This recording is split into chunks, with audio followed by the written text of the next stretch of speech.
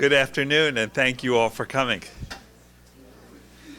It's my pleasure today to introduce John Henes, Cardozo class of '96, partner in the restructuring group in Kirkland and Ellis. John has also been tremendously involved with Cardozo since he left us in '96. He teaches here as an adjunct professor. In fact, he's teaching next semester.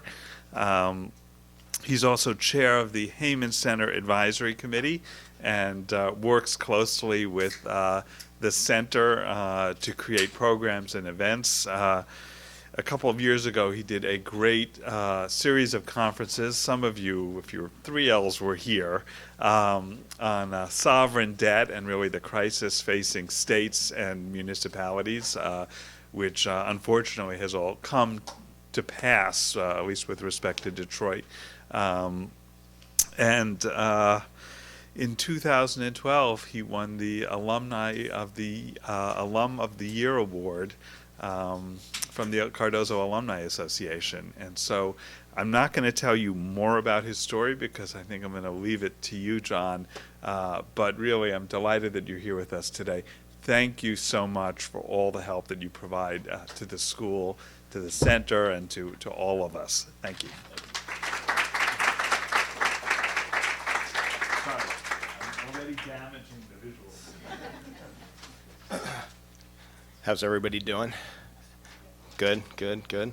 All right, so this talk actually came out of the Alum of the Year award, which I'll tell you is a pretty amazing thing to get. And the reason it's an amazing thing to get is because when I'm sure you guys see this, when you go to school with all of these amazing people, and so many of them that graduated with me or graduated before I did, could have been awarded the Alum of the Year. To get it is just a very overwhelming experience. It makes you actually look back and think about your life and think about, do you really deserve something like that or not? And you kind of say, no, I really don't, but you accept it and you're thankful for it.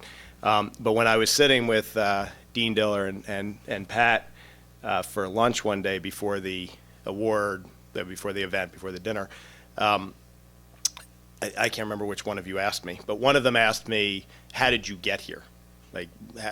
What's your life story? And so when I told them, they both kind of looked at me, and it's probably not the typical way that you would get someplace.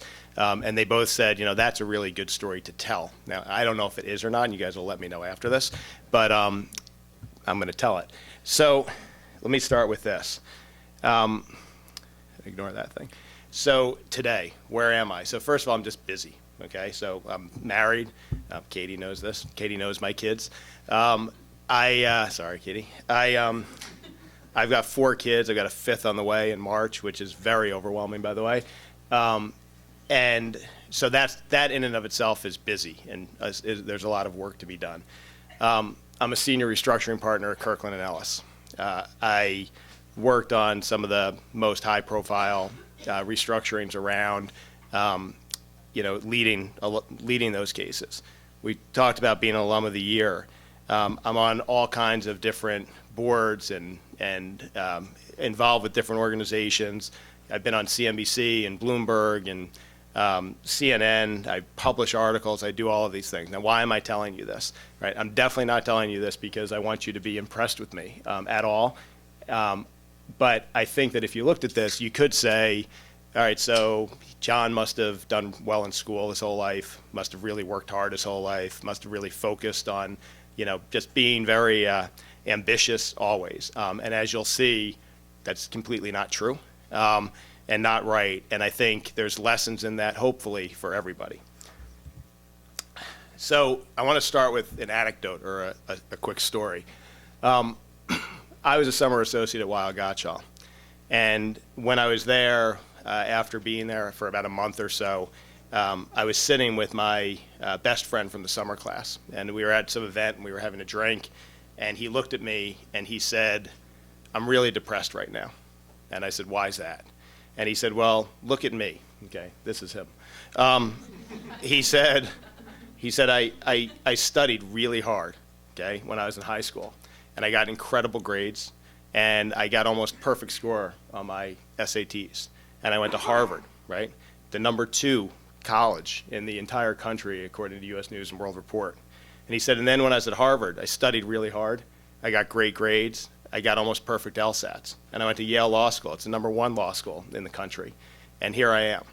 And he said, you were in high school, you played sports, right? You couldn't even get an 85 average. You got an 1130 on your SATs, and you went to Union College only because you played football. Otherwise, you wouldn't even have gotten in there. And that's the #41 school in the country. That's liberal arts, so it's probably more like 70 or 80. And then you went to college and you played a lot of beer pong. You couldn't even get a B average. You got a 159 on your LSATs, and you ended up at Cardozo. And we're here now together. We're here at the same school. He said, so I am depressed. And what I said to him is, it's all about when you peak. And that's what this is going to be about as we walk through this presentation today. Okay, so what are some of the lessons that I've learned, right? And I've learned a bunch of them. So one is that you're not carved in stone, okay? And so what does that mean? Well, here's what it means. When I was growing up, sports is completely what defined me, okay? I played sports from the time that I don't even know, when I came out, when my mother had me. In high school, I played football, basketball, baseball, and lacrosse. I was decent at them. When I was playing sports, I felt good. When I wasn't, there wasn't anything else. It was all sports all the time. I grew up in a little town, and literally I'd go walking down the street and people would stick their head out to yell, hey, Henes, we gotta win this weekend. That's what it was all about for me. So that's what defined me. It was it. I knew nothing else.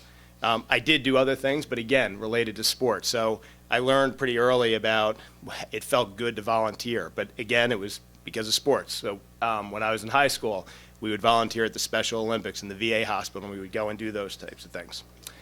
So then I sat down I had to get into college, and I took my SATs. And I got a 470 on my verbal SATs, okay? Now, the average New York State verbal score was a 501, and in the US, it was a 507. So I was below average, okay, on my SATs. Now, this is not, I took Kaplan. I don't know if you guys had Kaplan back then, but I actually took study courses twice, because I took the SATs twice, and I got a 470 twice. But I was clearly illiterate, right, and no vocabulary, and had to go get into school. And again, luckily I played football, so I got into a decent school.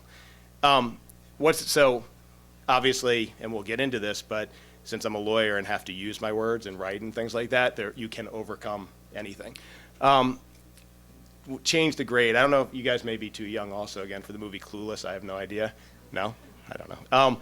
But there's a great scene in Clueless. It's always stuck with me where, and if you don't know it, so you have Cher, who's the protagonist, and she's in high school, and her dad, Mel, who's a litigator, and she comes into the room, and he says, "You mean to tell me that you argued your way from a C+ to an A-?" And she says, "Totally, based on my powers of persuasion, you proud." And his answer is, "Honey, I couldn't be happier than if they were based on real grades." Okay, so for me personally, when I was in high school, I wanted to get a car. It was my sophomore year. I was turning 16, and I said to my dad, I really want to get a car. And he's like, well, look, I'm not getting you a car, right? And if I did ever get you a car, it would be some old used car, because I'm not going to spend a lot of money on it. But you don't deserve one. Like, you don't work. Like, you may play sports, but you don't work. You don't do anything. You don't do well in school. And so after a lot of negotiation, he said, all right, fine. If you make honor roll, you can get a car. And to make honor roll, at my school, we didn't have letter grades. I went to a small public school in Westchester County. You had to get over an 85 average and for overall, and nothing lower than an 80. So I got my grades, and I was going through them, and I got to typing, and I had a 79. I was doing the math, and I realized I had an 85.25, but I had a 79, 1 point off, so no car. So I went to see my typing teacher, and I said, you have to change my grade. Like, this is life-changing. I need my car. And we argued for a long time, and I wore her down, and she gave me that 80. And I actually, this right here, I found this weekend. I don't know why or how. This is when I made honor roll. My name's right there. It was the one time I made it. In the past. So what's that about? So when I was in college, and let's remember the 470 verbal SATs, I didn't work hard in college either. I played football for a couple of years. I got hurt. Then I had no idea what to do because, again, sports defined me. So it was a very kind of weird time, and that's why I started playing beer pong, because it was kind of a sport. But I actually won an academic award. I won for my senior thesis. I won an award for the best writing in Judaica or something like that. And I'm sure there was only one writing in Judaica, and that's why I won. And my senior thesis wasn't even a thesis, but I didn't realize that because, again, I had no vocabulary. So all I did was trace back my family's roots. But anyway, when I got home from college, my father was very proud because I'd never done well academically. And he said, I want to read your senior thesis. I said, great. And I was sitting on the couch watching TV. I handed it to him. He walked away. 30 seconds later, he came back in and he threw it at me. And he said, so you're here to tell me that you wasted all of my money. I said, what do you mean? He said, you're illiterate. You can't write. I mean, this is ridiculous. I said, Dad, I won an award. He goes, okay, read the first sentence. So I did. I said, in the past. And he goes, okay. I said, okay, what? And he said, you really don't see anything wrong there. I said, what's wrong there? So he explained to me that that's not the right past. But anyway, what it's a lesson of is that it's never too late to develop yourself, and it really isn't. Like, all of these things, you're not carved in stone. So no matter where you are now, so long as you focus and you work, and we'll get into some of that, you can do anything that you want to do.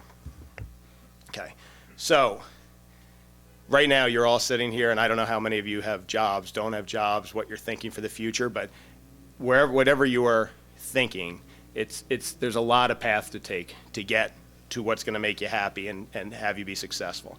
So in college, as I mentioned, sports ended for me, and that was devastating. It was terrible. It was really a difficult thing to deal with. So then I was like, well, what do I do? Okay, and I had no idea. So other than beer pong, like, I had like a radio show with my friends, rap show too, in the morning. It's like 8 o'clock in the morning. It's good, right? I probably shouldn't say it like this, but I was drunk one night and my friend had a band and I got up and I sang a song and they were like, wow, you got to do this. You're good. And so for a year I was the lead singer in a band. Then I tried to play once because when I was in high school, my friends all did these plays and I never did because I was like, it's not cool and I play sports. I don't do that. But I always kind of was like, it might be fun. So I tried. I didn't really like it, but I tried it on some play. I can't remember what it was. I joined a fraternity late. I played football, so I was going to join a football fraternity. Then I got hurt, and then I was like, forget all this. I don't even know if I want to be in college. But then I joined a fraternity late. And then I started writing, although, again, still illiterate. And if you go back and read it, it's bad. But I started writing a little bit for the paper. And it was always provocative things, like things where I would get called into the dean's office and he would say, how could you just write this about the school? It's just not true. But I thought it was. But so I sat there and said, what do I want, right? So here I am graduating from college, and right, what do you do when you graduate from college? You look for a job, except that's not what I did. All of my friends in the fraternity house, they were either applying to graduate school or they were trying to get jobs at wherever, investment banks or wherever they were going to go. I was just walking around looking for somebody to hang out with. Did not look at all for a job.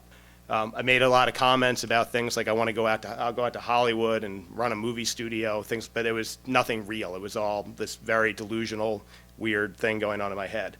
So I get home and I have no job. My dad throws my senior thesis at me and says, you really have to make some money. So what did I do? I went to the local mall and I got a job at the Gap, and I was a stock boy. Okay, and I sat in the back room folding clothes, which I'm not good at. And as you could get good at it, I could, and you'll see, we'll talk about that, but I didn't want to get good at that. Then my mother came to me and said, I met this guy, and he's invested in this private television company in New York City, and they have a talk show, and it's on some like weird private cable number. It's never. And you could be a segment producer, right? Which really meant, and it was actually a great job. For the talk show, I would go out and figure out what segments would be on. I'd go out and contact people to say, will you come on and, talk about it. So Barbara Corcoran, who you guys may know, Corcoran Group, she was one of our guests. I went out and got her to talk about the real estate market. And then would prepare the hosts, and they would do the show. And that was a good job, although I made no money, and the TV company went bankrupt. But it was good while it lasted, and I learned a lot from it. Which we'll get to also. Third job, I was a bartender and I was a waiter, right, which is kind of fun for a little while. And then my fourth job was I coached at my high school and was a substitute teacher, which really was a great job. I really did love that. But so what did I learn from that, right? So why do I say there's a lot of paths you can take? Well, I realized things. I did not like being in a back room by myself folding clothes. So that was not going to be my career, right? I liked being around people. I actually liked to lead, right? I liked to be out in front. I liked to take positions. I like to talk, as you can tell. So I would talk a lot. I had to be doing something where I was talking to people, I was getting up in front of people. It's something that I just liked to do.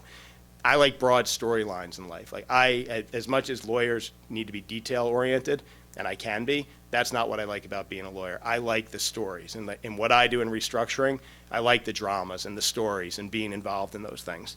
And then this last one, which is a quote from The Great Gatsby, about conduct may be founded on the hard rock or wet marshes, which what I'm going to say it means to me, it may not mean, but what it means is that, to me, is that in your highs and your lows, you're going to learn a lot, and you're going to learn about yourself, and your conduct from that is going to be born out of all of those good times when you're on hard ground and those bad times when you're on soft ground. So everything you guys are doing now, if you stop and you think about it, they're going to lead you down the path that you want. And if you pick the right path, or even if you pick the wrong one, but then make a change, you're going to be able to go find your own way and your own success. Oops, wrong way. Okay, so you can do anything, just take a step. So I was a coach and a substitute teacher, but I did a lot of lying on my couch in my parents' family room and watching TV, right, for 2 years, a lot of it. And my mother came in one time, and she looked at me, and my mother, just to give some background on this, my mother is my biggest fan, always has been. I can do no wrong, literally no wrong. But she came in, and she finally was like, I can't take it anymore. And she said, you need to do something. You don't have to have a plan, but please, please, just get up and take a step, just one step forward. Okay? She just wanted me to get up and go. Second thing that stuck in my head was Lee Rich, who's my grandfather, and there's a long story to this. It's an interesting story, and if any of us have drinks, I can tell you it. But he happened to be, I didn't know him that well until much later in his life, but he was a very big Hollywood producer. Again, you guys may be too young, but like Dallas, Walton's, Falcon Crest, Eight is Enough, those were all his. And when I said I didn't look for a job in college, which is true, I wrote him a letter. And I said, I'm going to come out to Hollywood because I want to run a movie studio. And I'd love to talk to you just to get some advice. And I had met him one time at my bar mitzvah, and then there's a long family story, and he went away. Again, we can get into later. But and then I called him. I called him once a week for probably 2 or 3 months. And every time I called, his secretary would say, he's busy, he can't come to the phone. One day he picked up the phone, and I was surprised. And I said, just so you know, I don't want anything from you, but I'm thinking of coming out to Hollywood. All I want is some advice. And he said, you want advice? He said, if you want to run a movie studio, run a movie studio. And he hung up. And to this day, the hanging up doesn't stick with me. But what he said sticks with me because it was, if you want to do something, just go do it, okay? No one's going to stop you, and also no one's going to give it to you. Just go do it, and you can do it. Last thing, and then I'll finish this slide off. I don't know, again, and I keep saying maybe you guys are too young. When I was growing up, TV was very different. So you couldn't, you didn't tape things, and you didn't have, you couldn't skip commercials, and you couldn't go onto Apple TV and get what you want. Like if there was something on TV, you had to be there for it, and you had to sit down and watch it. And so it became a very much of like a family event. And during Christmas time, there was Santa Claus is Coming to Town, which like everybody that's my age has seen it when they were a kid. And there was a song in it about put one step in front of the other. But it always stuck with me, and I never knew why. But when I was doing this presentation, I know why. And so it's a little silly and a little corny. But if you want to change your direction, if your time of life is at hand, well, don't be a rule, be the exception. A good way to start is to stand. So what happened? For me personally, I needed a push. I was on my couch. I had no idea what to do with my life. And I was sitting there saying, how can I get up and do something if I don't know what to do? And really, these 3 pieces of advice just have always stuck with me, and my mother's especially, which was just get up and take a step. It doesn't matter where you're taking a step, just move. And so for any of you that are sitting here not sure what to do, just do something. right? And if you do it and you don't like it, you'll do something else, but just move. It'll work for you. Okay. Find your place and time. So this is really just be aware of where you are and what's happening in life. So as my mother told me to take that step, two things happened. First, my grandmother called me, and just kind of out of the blue, I got on the phone and she said, John, I was thinking about you, and I think you need to do something with your life. I'm sure now, thinking back, my mother and grandmother were talking, but at the time I wasn't that perceptive. And she said, you got to do something with your life. And she said, you know what you should do? You should go to law school.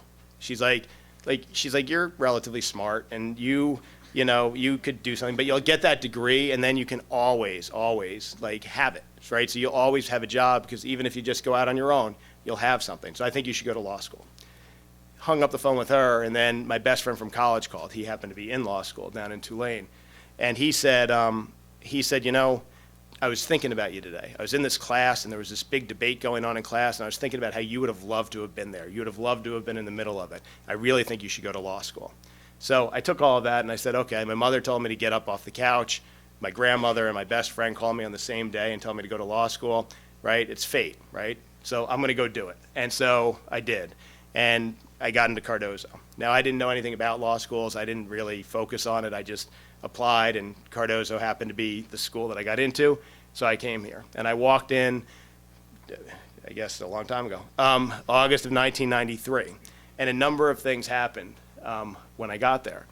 And if anyone was at the alumni dinner, you'll have heard some of this. But one thing that happened was I met my wife, right? So first day I walked in, we had our little orientation, and there was 4 students that got together. And I was sitting there, and I saw this woman walking towards me, or she was really a girl at the time, but walking towards me. And I was like, wow, she's really cute, and liked her instantly. And she didn't like me. She told me that I was not attractive. She told me I was nice, but not her type. But I told her she was wrong. And it didn't take me that long. It took like a month, but I convinced her. But Pam, who's my wife, she was not like me. She was focused. She went to Dartmouth undergrad. She always did well in school. She worked hard. She understood that what the real world was like. She understood that if you did well in school, you could go get a job. I didn't know that. And so she really pushed me to work. And I also had a couple of other people in a study group, and we really, really worked hard. I'll get into that in a second. But that kind of transformed me. It was the first time I walked into Cardozo literally saying, I can't do well because I'm not smart. I'm just not. I've never done well. Like, I'm fine. I'm not dumb, but I'm just like an average whatever. I can't do well, but things work out, right? I was always optimistic. And my wife said, you're wrong. You are smart. You're kind of dumb because you think you're not, but you're smart. And you just need to work. You just never actually focus on anything. So work.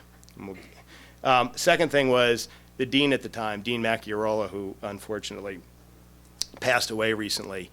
I got to know him well. And he took a real interest in me. And when I write here, there will only be a few. What I mean by that is there's going to be a lot of people that you will meet along the way, and there'll be people that will help you, and there'll be people that don't want to help you, and there'll be people that you think are your friends, and some of them are. But there's only going to be a handful of people at most that will really stand behind you, that will think about you when you're not even thinking about yourself. And he was one of those people for me. And he just taught me so much. So he taught me that if you work hard, you can do great things. He taught me to strive high. He taught me to speak out for what I believed in. And he was there, for anything that I needed to help me out. So find those people, right? And if you find one, hold on to them because they're going to be important to you. And then, as you guys know, we have great professors at this school. And I can tell you that when I left and went out to law firms, I realized that the education that I got was so much better and so much stronger than other people did at schools that people would say are better. And I would question whether any of those schools truly are better. I don't think they are. I just think they have different names. But the professors here are amazing. And most of them are. And you're going to learn from them, and you're going to learn things. And the new, just to pump you up a little bit, Dean Diller in this new iTrans program, right? And which is going to be hands-on transactional preparation. Things like that are going to teach you so much. So if you do want to do transactional work and you have the opportunity to do it, you should do it because it's going to teach you. And then when you do step out, no matter what you do, you're going to be that much more prepared than other people. And then the last thing, and this is just because I'm a huge, huge, huge Bruce Springsteen fan, and so I always have to put him into any presentation. This is from Badlands, working in the field till you get your back burned, working beneath the wheels till you get your facts learned. That's what life's all about, okay? Right? You've got to work, and it's going to hurt, right? And you've got to get under there and learn. And if you work hard and you learn, you can really do anything that you want. Okay. So now I'm in law school. My wife, not at the time, we didn't get married till after law school, who told me I could do well. So I worked hard, right? And first semester of law school, I worked very hard. I studied nonstop. And I only had a couple of midterm exams, right? It was mostly final, so you didn't have anything. And one of them was on civil procedure. And I studied so hard, so hard. And my wife, she didn't study hard. And the reason she didn't study hard is because she got mono, not from me. So I don't know who she was kissing, but it wasn't me. But she didn't study at all. And the night before the exam, she was sitting there and she didn't feel well. And I went over to her apartment and she was like, I'm going to fail. I didn't study. And I said, I'll teach it to you. And we sat there and I taught her the entire semester. And we went in and we took the test and we walked out and I said, that was so easy. And she said, that was so hard. And then we went away and we came back and sat down and the blue books came back. You guys, I don't know if you use blue books anymore. No, okay. So blue books, they're little blue books you write in. And we got the blue book back and I was so excited because I was like, this is the first time I'm ever gonna do well on an exam. I'm so psyched, I've never seen a good grade. And I opened it up and there was a big C-. And there was a red line literally through my entire thing that just said irrelevant. And I was shocked. And I looked over at her and she had this like weird look on her face. And then we got out and she's like, how'd you do? I said, how'd you do? And she's like, I got an A. I was like, it figures. But anyway, so I went to see my professor and I said, I don't get it. I was like, I know everything. And he said, yeah, you do. You know everything. You wrote to me everything that I taught you. He said, but you didn't answer the question. Not once did you answer the question. You just wrote what you knew. And he's like, it's critical to be able to answer the question. All right. And so I learned from that. I said, okay, I need to learn how to take a test. I need to learn how to read the questions and answer the questions. And so what I did is I worked even harder, right? And I dug in as deep as I could dig in, and I decided I was going to give it everything I could. And either I was going to do well or I wasn't, but I wasn't going to walk away saying that I didn't give it my all. And so we studied, my wife, again, Pam, and our two other people in our study group, and we studied and we took practice exams, and I practiced and practiced and practiced. I remember and I know it's kind of weird that I remember these things, but I remember like in property, we took all these practice exams, and what we realized was that there were like 12 issues that the professor hit. And so we made a checklist, and what happened is that he had 3 questions, so you'd have 4 of those issues on each one. And when we took the exam, I sat there and I got to that last question, and I said, oh, all right, I've already gotten 8 done, so here are the 4 issues I need to do. I didn't even know I couldn't figure out where one of the issues fit in, but I just wrote about it anyway, right, and did well. And so I ended up being, fortunately, in the top 10% of my class, and graded onto law review, because there's no way I could have ever written onto law review. And when I got on law review, and look, and this for me is hard because like I grew up, like I said, I played sports, I liked girls, and that's it, okay? So being like a kind of geeky law school guy was not something that I ever thought that I would have been, but I got on law review and I said, you know what? I'm gonna work hard here too. Like I wanna publish a note, I wanna do well. Okay, so publishing a note. So I sat there and I wrote my note, and I worked at it for a long time. And I remember for weeks just sitting there reading it over and over again and polishing it and making it perfect. And I handed it in. And the editor-in-chief of the law review, a guy named Steve Washington, called and said, hey, John, can I see you? I said, sure. I was all pumped up, going to get my note published. This is great. And he sat me down and he said, John, you got to take this stuff seriously. Okay, like you really need to, like when you hand something in, you've got to focus on it. You can't like do it the night before. And I said, okay, and walked out and was like, what in the world's going on? And I realized I could not write. Like I never learned grammar. I had no vocabulary. I thought what I was writing was good, but it was clearly not good. And so I worked with my editor nonstop, and my topic was ridiculously dumb, right? I just saw it the other day. I was talking to Chris Greco, who's my partner, about it. We were laughing. But all I wanted to do was publish that note because I wanted to get it done. And I did. And I was proud of that. It didn't make me a better writer because I think my editor really ended up writing it, but I worked really hard to do it. And then I ended up being managing editor of the Law Review, which I got not because I could write or anything else. It's because I got along with people, right? People liked me. I would not be afraid to stand up and lead. And so I got that. Interviewing. So now you're going out to interview, right? And I don't know how many of you are interviewing or getting ready to interview for jobs. But what I did was I practiced interviewing. I thought of every question that anybody could ever ask me in an interview, and I practiced my answers. And when I say practice is personal, it's because I really think that's true. I think preparation is personal too. So I would get up, the way that I practice, I do this for hearings also, I did this for today. I just get up and I talk to myself. That's what I do. I walk around my kitchen, my kids laugh at me, my wife laughs at me, right? But I get up and I just talk because that's how I remember things well. I don't remember them by writing them down and reading them, I remember by talking. So I would literally just stand there and think of questions and I would just talk it out nonstop. And it gave me confidence, and it really gave me confidence once I started interviewing because there were times where I would be sitting in an interview bored, like just hearing the same question over again, and I could hear myself giving the answer even though I wasn't thinking about it. And I realized at that point in time that any question they threw at me would just come out. I was so prepared, I was over-prepared. And so when you guys are getting ready for interviews or you're getting ready for a presentation or you're doing anything like that, find your own way to practice, but practice, and practice enough where you know what you're going to do is just second nature, that you don't have to think about it anymore, that it's just part of you. And if you can do that, you're going to have the confidence to be able to go do and accomplish what you would like. All right.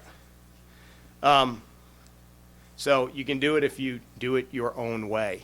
There's no one way to do anything. There's, as you can tell from my, where I came from, I mean, like you just have to find your own way and at your own time. So when I went and I was a summer associate at Weil Gotshal, and I'll admit this, I was intimidated. I walked in and we had 40 or 50 summer associates, and they were from Harvard and Yale and Columbia and NYU. And I was like, wow, these people are smart. These people have worked their whole life. I'm an imposter. Like, who am I? Like, I did well one year in school and that's it, and probably got lucky a little bit. How am I going to do this?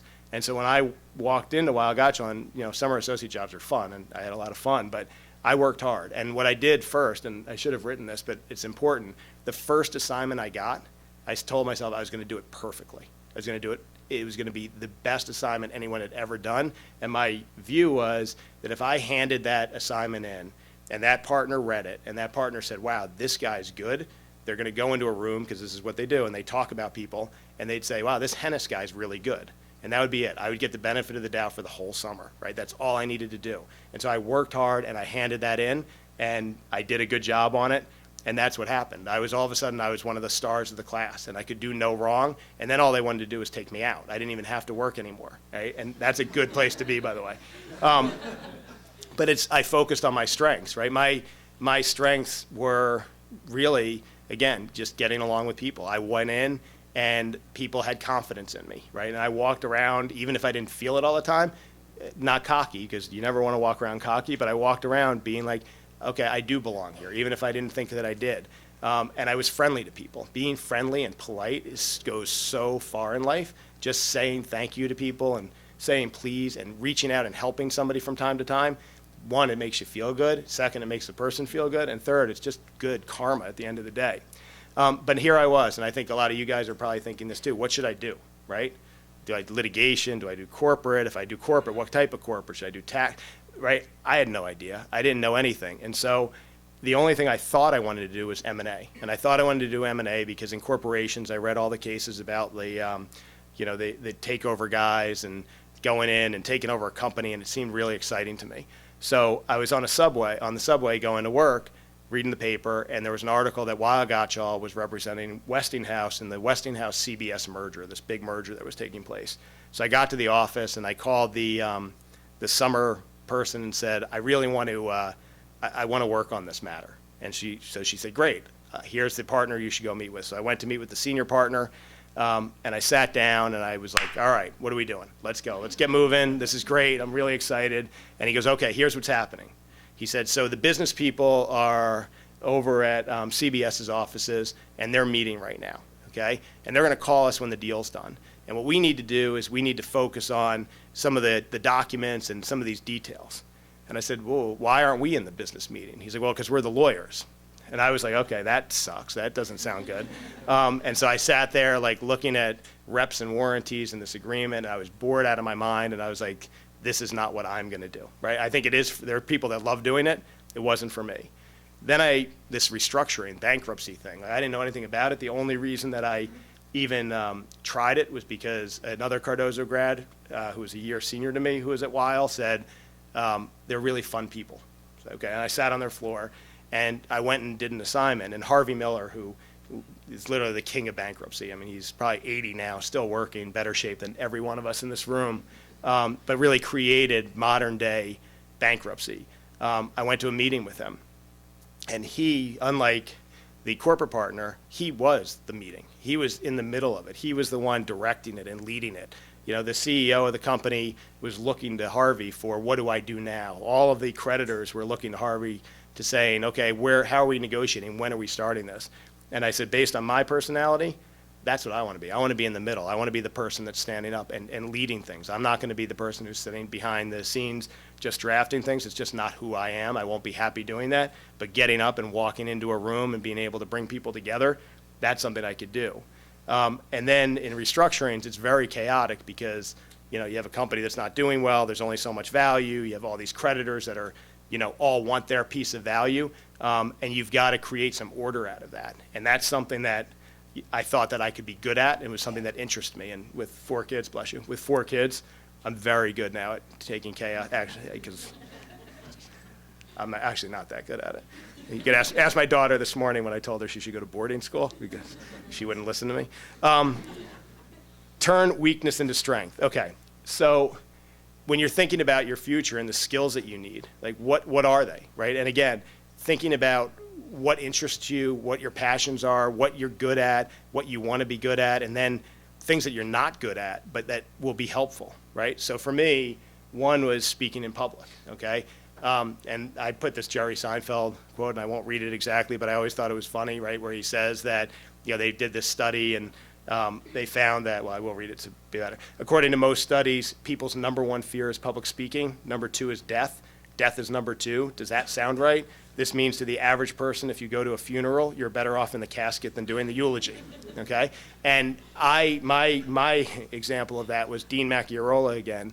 When he retired, they had this big cocktail party for him. And he asked if I would say a few words about him. So I said, of course. I was very, you know, I was humbled and honored that he wanted me to get up and say something. So I worked really hard on this short little toast for him, and I was waiting my turn. And as I realized it was going to be my turn, I couldn't breathe. My heart was literally jumping out of my chest. I couldn't swallow. I thought I was going to faint. It was this terrible, terrible experience. And I had to get up, though. And so I got up, and I stared right at him, and I just said my toast as fast as I could say it, and then sat down. I don't think anybody even knew what I said. And I was embarrassed, and I felt terrible about it. And I said to myself, I'm never going to feel like that again. And so I have 2 choices. I can never get up and speak again, or I can work at it. Okay, and I decided I was going to work at it, and I worked on everything. And by the way, even today sitting here, when I was sitting there and the dean was introducing me, I felt my heart start beating a little bit, right? I started being like, all right, I'm a little nervous. I got to get up and talk in front of these people. What if they don't like me? What if they think this sucks, right? I mean, and then I said, I don't really care. And so I'll just get up and just do it. And then learning to write. Obviously, this is a theme, how bad, right, a writer in the past, right? I do now know why that's wrong. My law review note. But what I did was, again, I realized if I was going to be a lawyer, if I was going to be anything, I had to learn how to write, right? I mean, so there was a partner at Weil who I worked with a lot, and I would hand him my memos or pleadings, and he would mark them up in this red pen. And a lot of people, what they did is they would take that and they'd hand it to their secretaries, and their secretaries would make the changes. They'd read it once more, fix it up, and then hand it back. What I did is I took it and I typed it all in myself. And I would sit there and I would think about it. And then I started to imitate him. He was a good writer. And I literally got to the point where I could write exactly like him. Like, you would not know who was writing which pleading. And then once I got comfortable with that, then I said, okay, now it's time for it to be me. So I personalized it. And now I write in my own way. And it is my writing. When I put something out there, it is completely, John Henes. And so I think the lessons here is that there's going to be things, there are things that you're bad at, right? And there's things that you're bad at that don't matter, you'll never do, right? Folding clothes, I'm never going to do that, right? And if I do, they'll be wrinkled and I don't care. But for me, speaking in public, writing well, that was very important to me. And I had to work really hard to get there. And so just know that if there's something now that you don't think you are good at, it's not that you're not good at it, it's just that you haven't worked hard enough yet. And if you put the work in, you'll be able to do it well. Okay. Be in the arena. And this Theodore Roosevelt quote, which I cut down because I couldn't fit it all on the page, is probably a little bit of a cliche, but I think it's true, right? And what he's talking about, if you see the entire quote, and if you've never looked at it, you should read it. It's a great quote. But he basically is saying, get into the arena. Get in there and get bloody and get muddy and give it your all and do your best. And even if you fail, at least you were there. At least you were trying. And then you'll get up and you'll wash yourself off and you'll try again. And for me, I think I finally did that. For a long time, I wasn't. I was in no arena. I was sitting on a couch watching TV. I was, walking around my fraternity house trying to figure out why people were trying to get jobs. It just, I was, to say lost, I don't want to say that because it sounds like a little bit too, psychological maybe, but I wasn't there, but I got there. And I went to Weill Gottschall, and when I was at Weill Gottschall, I threw myself in. I wanted to work on every case that I could work on. They all seemed interesting to me, and I worked hard. And then during the whole dot-com boom, I won't tell the full story, but I basically left Weill Gottschall and tried to start my own company. And I did that for about 18 months. And I went out and raised a whole bunch of money and hired a whole bunch of people and hired these software developers. And then the world collapsed. The NASDAQ crashed, and raising more money and was just not doable. And my wife got pregnant with our first child.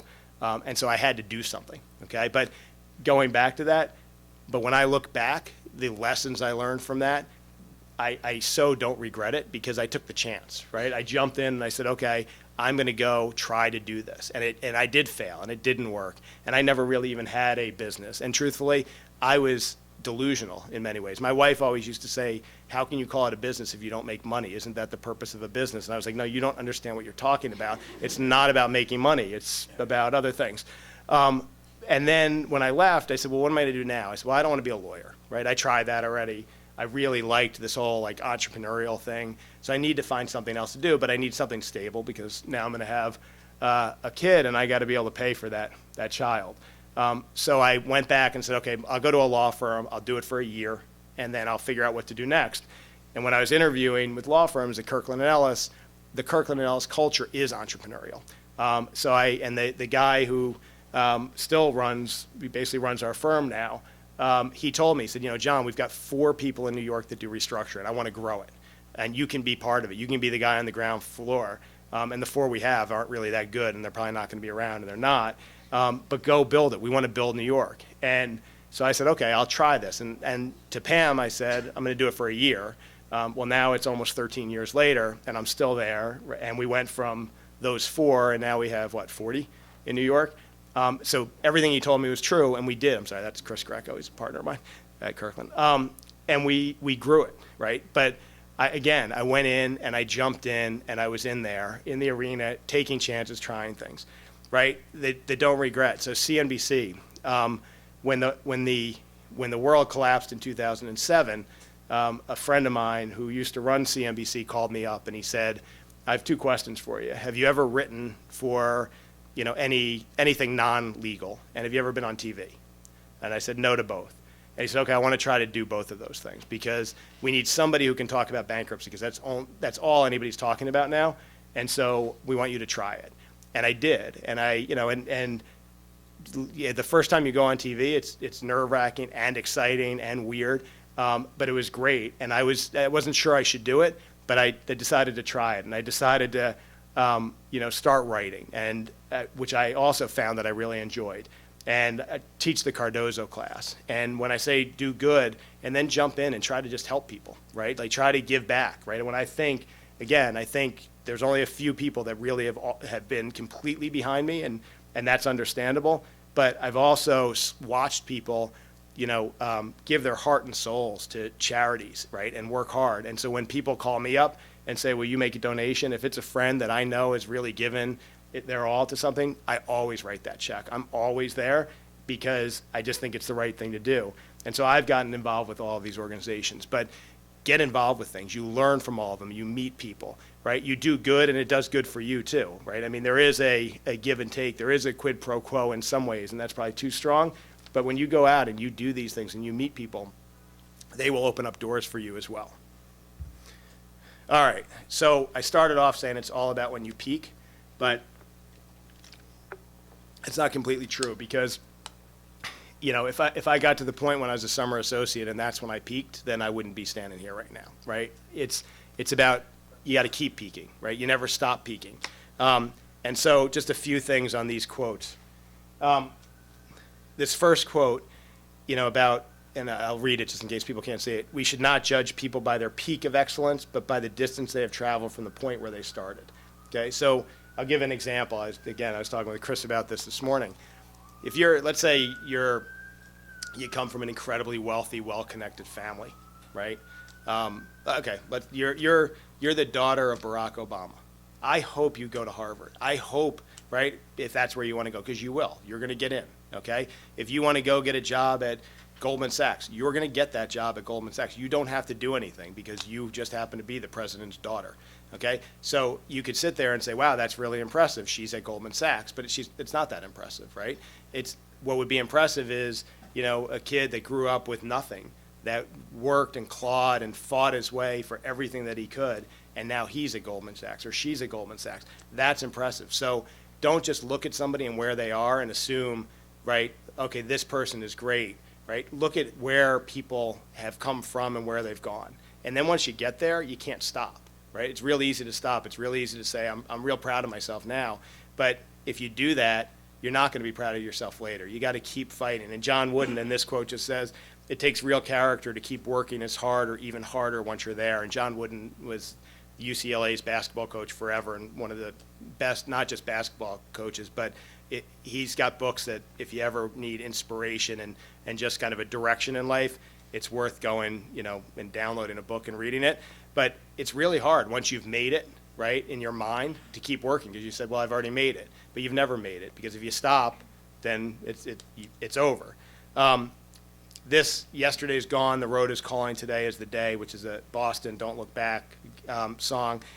That's what I would say to all of you. Like, here you are, you're all in law school. The whole world is open to you. You can do anything that you want, right? So, like, the road is calling. I mean, it's calling for you. So just go out there, right, and do it. And today's the day to start doing it.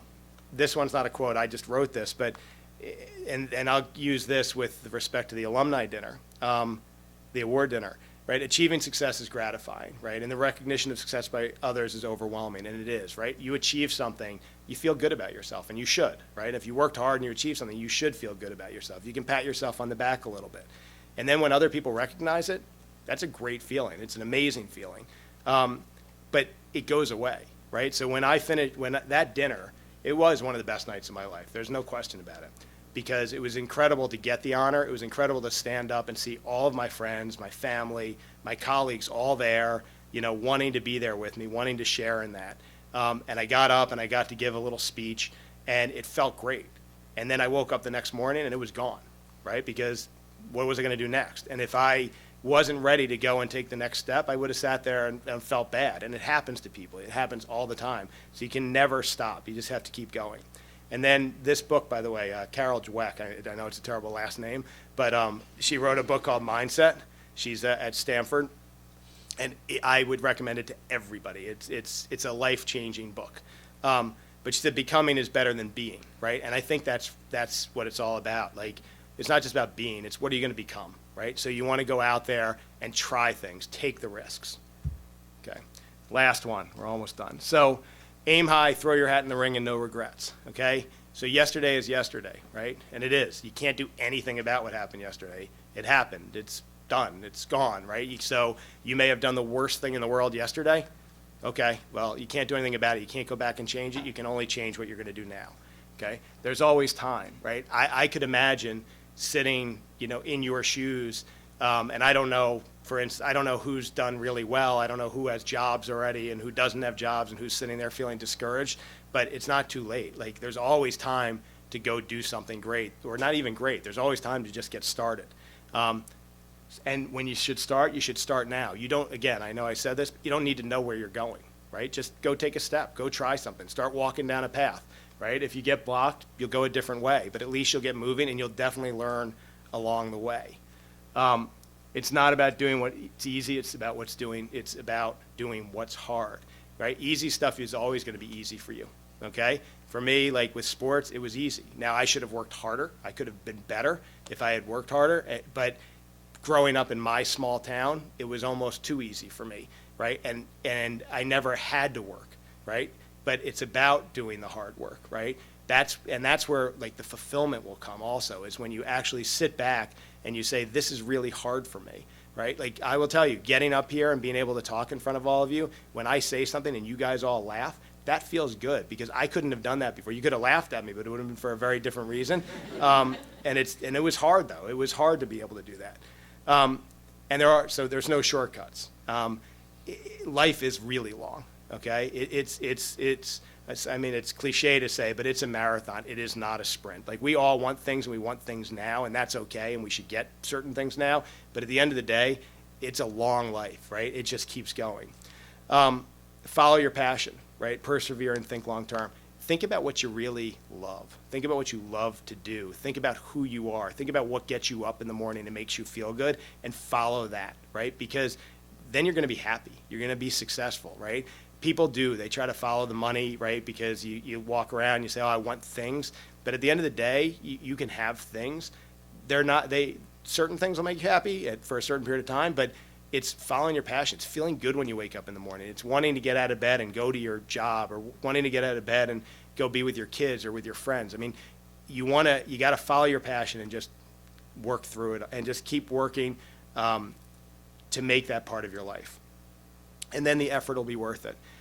It is. It's all worth it. When you work hard and you achieve certain success, it's worth it. You look back and you feel good. Now, I'll go back to, right, that you never want to stop peaking. So it feels good, and again, you should pat yourself on the back and you should feel good about it, but then you got to keep stepping forward.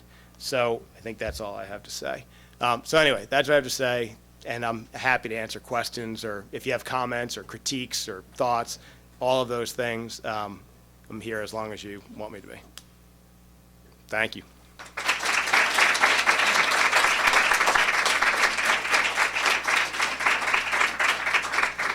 Thank you for that remarkable story.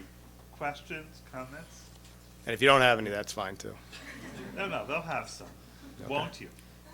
Yeah. Well, I guess the question just is, as you continue to go along, you now have almost 5 kids, plus a speaking arrangement today, plus your own work. So how have you managed to balance these things as your life seems to have gotten more and more involved and complicated, so you can continue to be successful in what you want to do? Yes, it's a good question. I don't think I think about it that much. No, I'm serious. I got to a point in my life where I obviously started out not being very sedentary, right? And then once I started to move and I started to see that it felt good to move and to do things, and I just wanted to keep doing it. So when I wake up in the morning now, I do generally have a million things on my calendar, and it's sometimes hard to keep them straight. And so for me, I wake up in the morning with my kids every morning, unless I'm away. And that's my weekday specific time with them. I wake them up, right? I help get them dressed. I get them fed. I sit with them. I talk to them about what their day is going to be like. I get them on the bus. I kiss them goodbye. And that hour in the morning means a lot, right, to me. And it means a lot to them. And then, it's harder at night just from what I do, because I'm generally like going out and meeting people for drinks or dinner and networking and doing all of those things. And then weekends are all about the family and all about the kids. work, you know, you have work and clients, and I'm sure I've got, you know, literally 20 emails from different clients asking where I am, and because they need me. One thing is to know they rarely ever really need you when they think they need you. You need to let them think that you're always there for them. But at the same time, like, there's things, I wanted to be here today. I wanted to do this. I wanted to try this today, right? I've never actually gotten up and spoken about something like this before, and I wanted to try it, and it was worth it to me to take some time out of my schedule. So I think in terms of balancing it, you got to find your own way, but just don't sleep.